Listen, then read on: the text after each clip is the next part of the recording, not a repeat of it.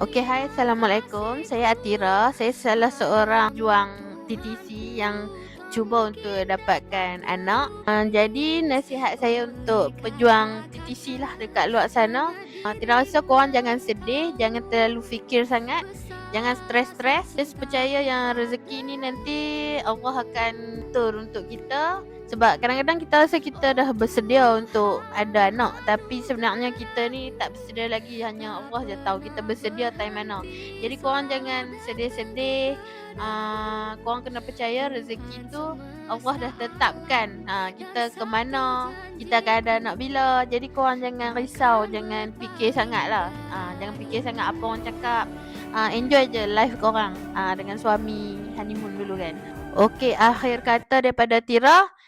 Untuk pejuang TTC yang dekat luar sana, ucapkan selamat berpuasa kepada semua dan selamat hari raya untuk semua orang, okey? Okey, terima kasih. Bye-bye.